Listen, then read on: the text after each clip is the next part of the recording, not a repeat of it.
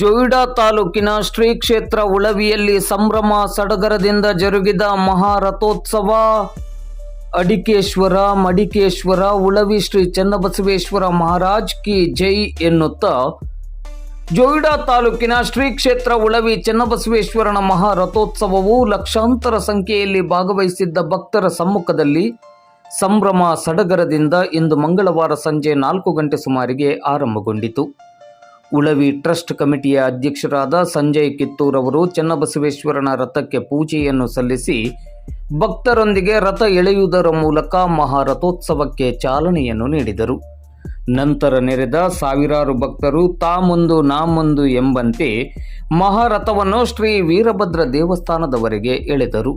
ಶಿವಭಕ್ತರು ಜಯಘೋಷ, ಬಾಳೆಹಣ್ಣು, ಉತ್ತತ್ತಿಯನ್ನು ರಥಕ್ಕೆ ಎಸೆಯುವ ಮೂಲಕ ತಮ್ಮ ಇಷ್ಟಾರ್ಥ ಸಿದ್ಧಿಗಾಗಿ ಬೇಡಿಕೊಂಡರು.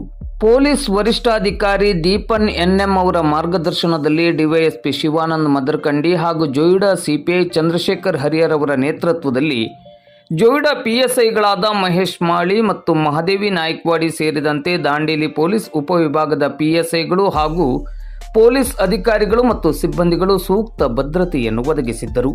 ಮಹಾರಥೋತ್ಸವಕ್ಕೂ ಮುನ್ನ ಜಿಲ್ಲಾಧಿಕಾರಿ ಲಕ್ಷ್ಮೀಪ್ರಿಯ ಅವರು ಜಾತ್ರೆಗೆ ಭೇಟಿ ನೀಡಿ ರಥ ಬೀದಿಯಲ್ಲಿ ಸಂಚರಿಸಿ ಆಡಳಿತ ವ್ಯವಸ್ಥೆಯ ಬಗ್ಗೆ ಮೆಚ್ಚುಗೆಯನ್ನು ವ್ಯಕ್ತಪಡಿಸಿದರು.